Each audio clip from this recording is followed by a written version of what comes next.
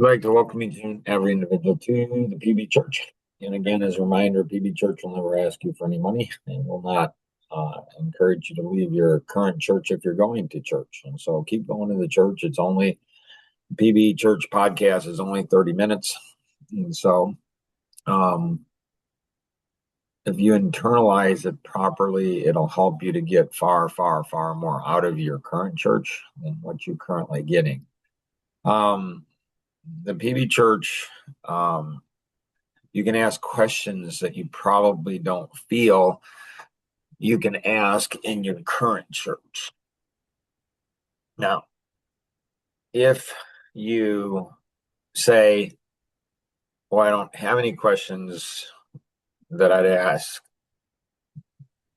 that I feel like asking that I wouldn't ask in my current church, one of two things is the case. One is you've got a pastor that I've never met before. Two, or so you've either got a pastor that I have never met before and you have to introduce them to me. So text me. My phone number, I'll give it out. It's 630-393-9909. That's 630-393-9909. Text me, text your pastor and say, hey, this is a guy that did an interesting podcast. And I'd like to introduce him to you. Now, if you go ahead and pass my information on to your pastor, which is fine, I don't care to do that, there's a high probability that he or she are not going to connect with me, which again is fine because I'd prefer not to connect with people that don't follow through. So it's just best. My experience is that, God, like Jim Bontrager said, God offends the mind to reveal the heart. I wish you'd have told me that. God would have shared that with me because, man, like that's me. It's crazy how many stories I could share. Pastors, man, they just don't like the questions I ask. So, one is you got a pastor that I've never met before, and I'd like to meet him. I'd like to meet him or her if they're not that. The other possibility is, you know what, you're maybe not growing spiritually. Just saying. I'm not saying you aren't. I'm just saying you maybe aren't. You should be willing to accept that and say, like, can you? So a lot of Christians, and the more devout the Christian is, it's weird. You'd think that I would think that the more godlike we become, the more we know we don't know, the more humble we become. That's what I would think. But that doesn't seem to be the case. It just doesn't with me. It seems like that the more somebody knows about the Bible, the more college and seminary you go to, the more like knowledge puffeth up, like the Pharisees and Sadducees. And so that's my experience. So if you're growing, I think you're going to ask questions that will make a lot of pastors and very devout Christians very uncomfortable. And that's really what the PB Church is all about. It just is. So, Rosanna, what would you like to accomplish today? Well, I have a couple of things. One is, what do you think about the church saying it's a safe place? Yeah, good question. So we've done a lot of work on safety versus strength. And so I think that naturally a mom is going to want to have her children feeling safe. Right. I think a dad, maybe not so much. I think a dad might be more wired to say, I don't want my kids feeling safe. I want them being strong. Because if you're strong, you're safe. But if you're safe, that doesn't mean you're strong. And you can feel strong and not be strong. If you're a strong Christian and a strong pastor, you're not going to get offended. You're not going to get ticked off. You're not going to get mad. You're not going to get all poosty, all sassy. about somebody who asks good questions. You're not going to go ahead and impose your view or thoughts on them and project your own insecurities on somebody if you're strong. You won't say, well, this person's got a bad motive. That's judging. You're judging somebody's heart. You just are. And so like if you say this is their motive behind it. And so pastors tend to love and strong Christians tend to love, like, speak the truth in love, and they focus in love. Well, in love, who decides that? Well, it's the person receiving it, which is just backwards. It just makes no sense at all. And so, do you do that with your kids? Like if your kids go and said, Mommy, you don't love me because you're spanking me or you're disciplining me. Mommy, you don't love me. Do they get to decide that? Somebody might be saying, do you get to decide it, Mark? I mean, I can't. It's just crazy. No, I don't. It's God that gets to decide that. And so, in the last few weeks, we've really been working on this. And so I don't want my wife to feel safe, because she can feel safe and not be safe. I don't want her to feel strong. I want her to be strong. I want my kids and my grandchildren to be strong, not to feel strong, not to feel. It's not about me. You can feel something and have it not be true at all. And people use feelings to go ahead and manipulate other people. And so because I have social autism, I didn't realize that. Like, you can use feelings to manipulate. I can use my feelings to manipulate other people. That seems kind of stupid to me, but you can. So feelings, there's three major elements to feelings. It's entitlement, self-righteousness, and victimhood. So people feel like somebody's harmed me. I feel like somebody's not doing the right thing, meaning I'm better than they are. I feel that somebody should give me something. So entitlement, self-righteousness, and victimhood, and these three feelings all interact with one another. So when somebody feels a victim, they also feel self-righteous because somebody else did bad. They're good because they got something bad happen to them. They get addicted to being a victim. Think about it. Think about it. And then because they were a victim and they're better than somebody else, entitlement kicks in. I'm entitled to this feeling, this situation. There's a vaccine, though, against entitlement. It's thankfulness. There's a vaccine against self-righteousness. It's humility. And there's a vaccine against victimhood, and it's taking ownership. And so I want those around me, Rosanna, to be strong. Does that answer your question or not so much? Yeah, and I was just thinking, if someone is feeling safe within, like I say, a church or something like that, they may overlook things that may not be safe, just because they're comfortable. Right. Because they're comfortable. Right.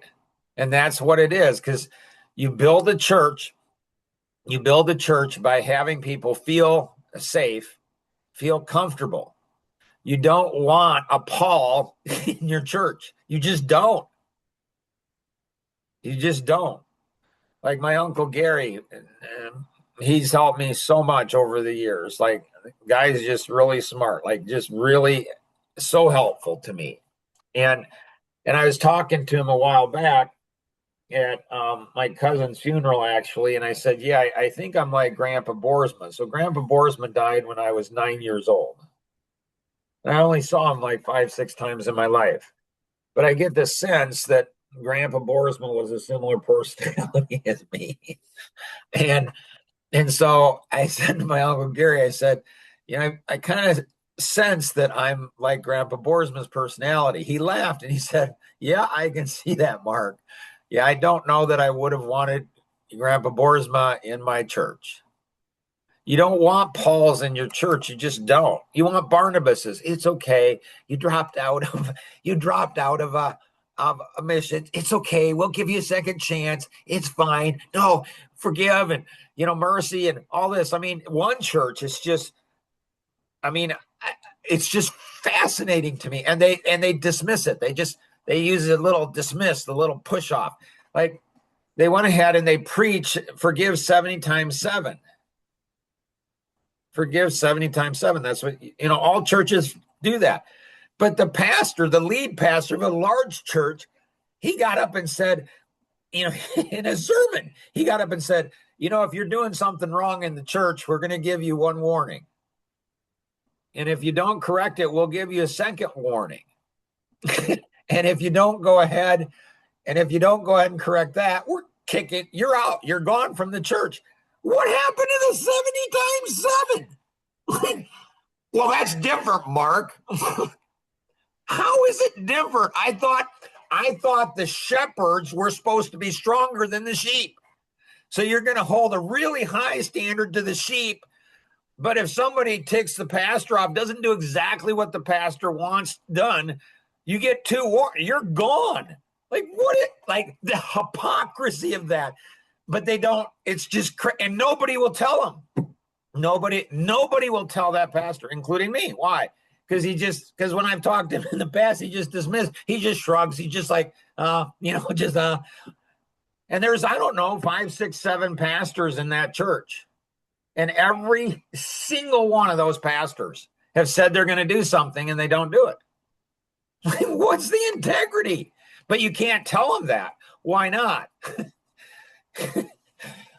Mark, are you saying they're like Hamas? Like the terrorist organization, and they use women and children as human shields? I didn't say that.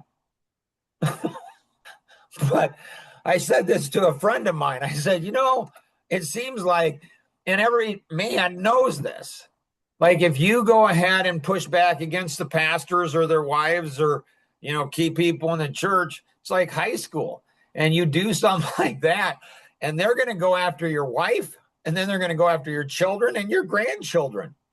So you just bow out. You just like, you know what? I'm tapping out. I'm not going to call any of them out on it. Not going to be a Paul. I'm not going to use my gifts.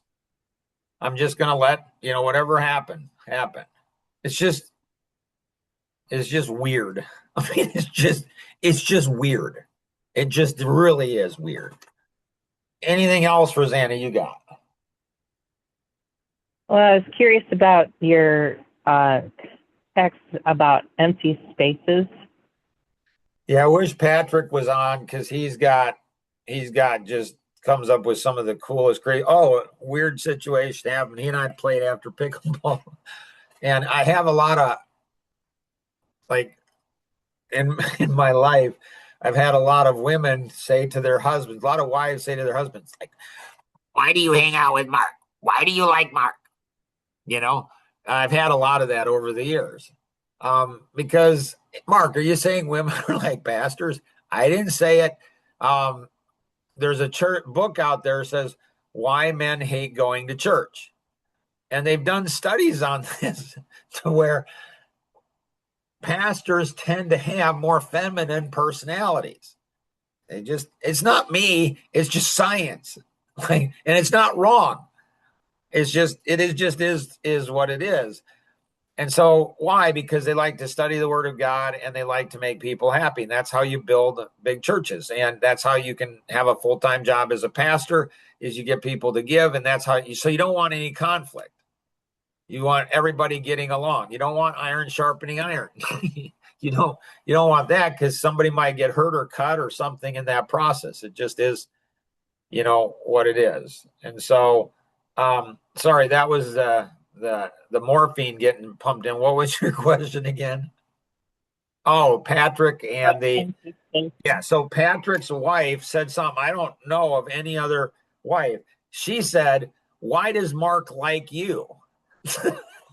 Like, dang, that's the kind of wife you want, guys. You want a wife that says, like, why does somebody like you? It was kind of funny. Like, she's iron sharpening iron. And as soon as he said that, two things came to mind. And so one is because Patrick actually thinks. Are you saying other people don't think? I'll let you make that determination. I won't. I'm not judging. It's an observation. Like he actually thinks through things, and like he really thinks. He's thinking continually. He woke up the other day at 4 o'clock in the morning. I woke up at 4 o'clock in the morning separately, and he's thinking about white space.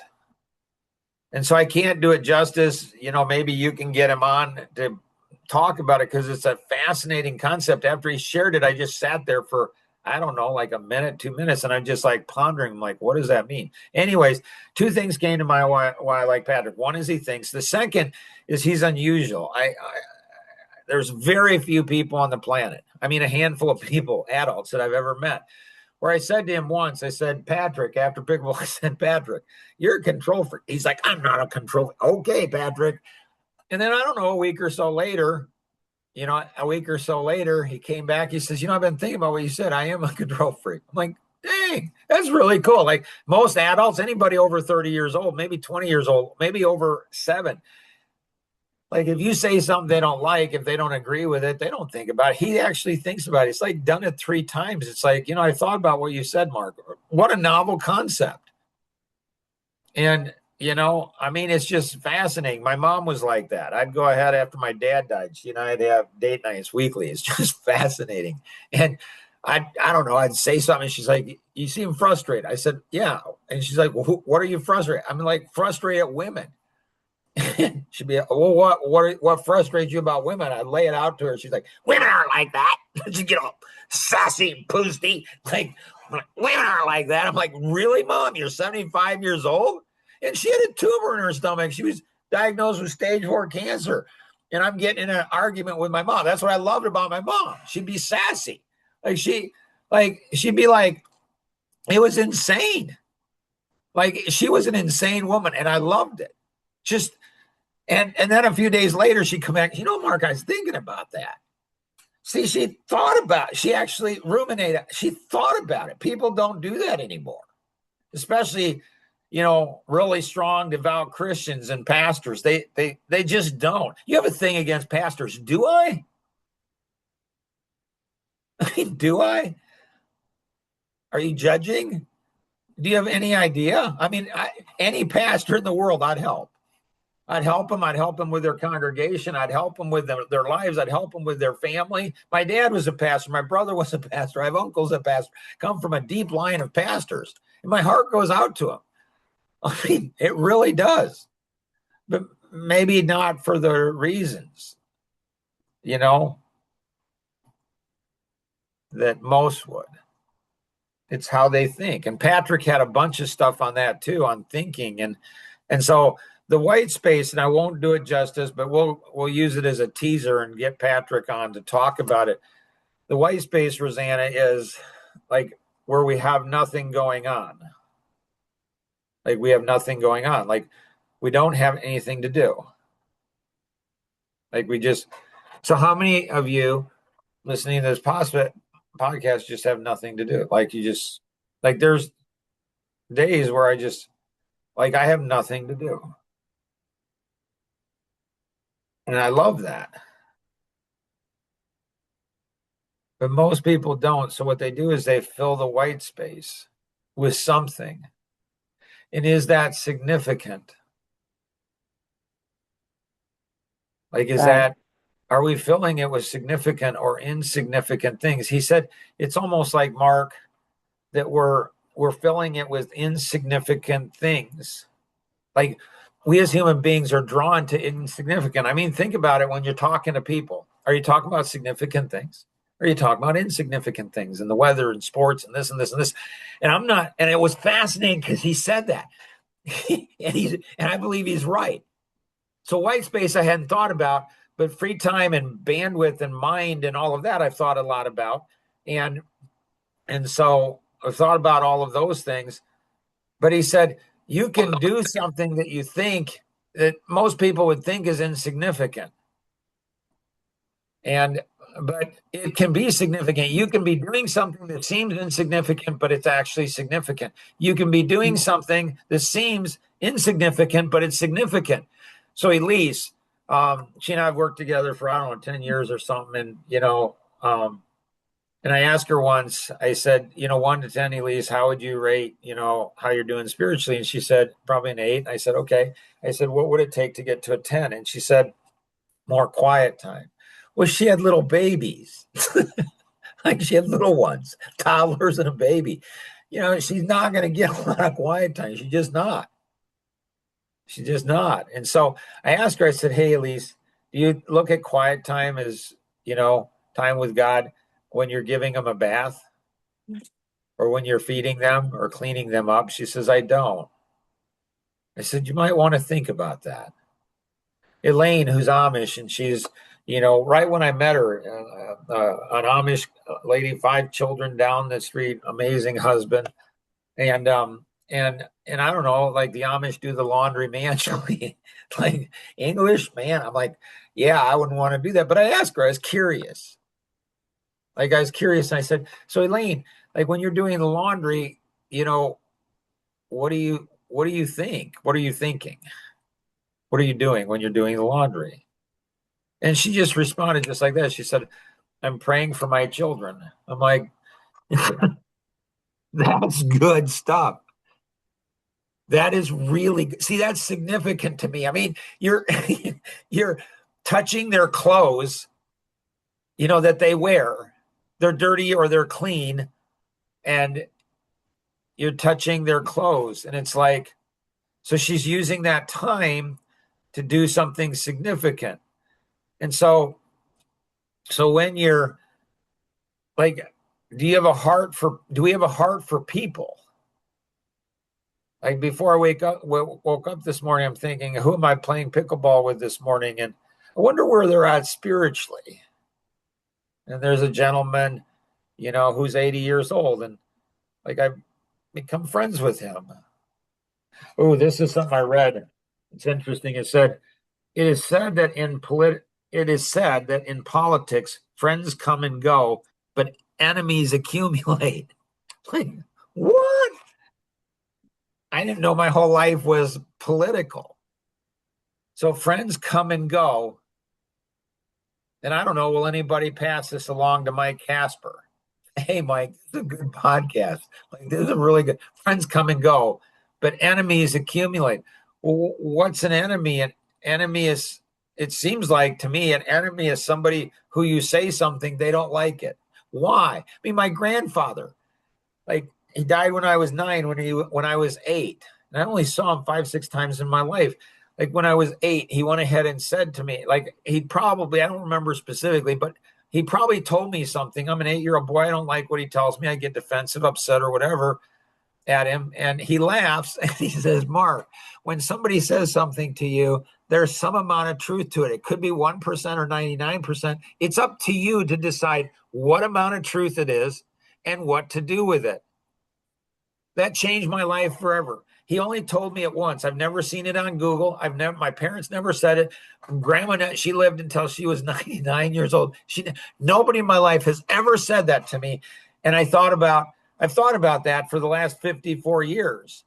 Like, what if I wasn't paying attention when I was 8 years old? Like, I was paying attention to my grandpa, because my grandpa, like he was an amazing man.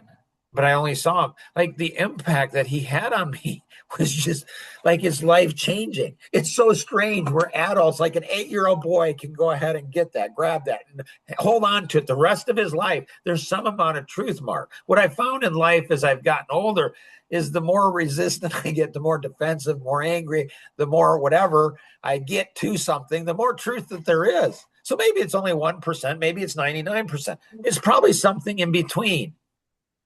And in a marriage, it's a great tip for marriages too. Like if your wife says to you, honey, I think you're arrogant. You say, okay.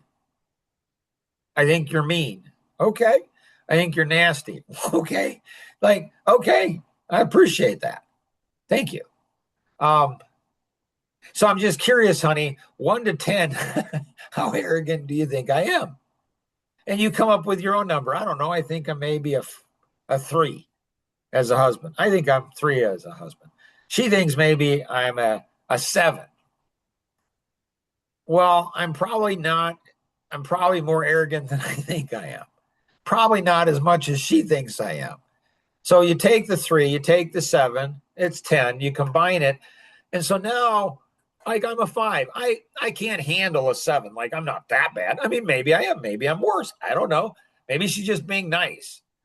But I can handle a 5, like 3 to 5. Okay. And then, well, she can't handle a 3. He's definitely more than a 3, but she can handle a 5. So what it does is it brings you together. Same thing is true with friendship. So you ask 1 to 10, 1 to 10, where are you at? And so, yeah, we could go into it. Especially now that Jill's joined us, she always adds some zip to it. But I want to keep this one tighter, a little shorter, so you can share it with other people. Like, you don't have to agree. You can say Mark's an idiot. I really honestly don't care. You can, but share with somebody. Say, what do you think about this? Like it's weird to me. It's fascinating to me. I say something and people aren't curious. They're not curious. They don't know. What do you mean by that, Mark? That's the thing that I just love about Tom Coons. He was curious. Like, what do you mean? And Mike Bailey, what do you mean by that, Mark? Rather than take offense, rather than get upset, rather than go on the attack, rather than what do you mean by that? Why is it so hard, especially for Christians, especially for devout Christians, especially for pastors who are supposed to be the shepherds? Why is it so hard to say, be curious and say, hey, that's interesting. Why do you say that? So if you have any questions, connect with the individual who invited you to participate in today's session, or you can call toll-free 888-230-2300. Outside the U.S., 630-393-9909. And always remember, we can accomplish so much more together than we ever could on our own. Have an amazing day. Bye-bye.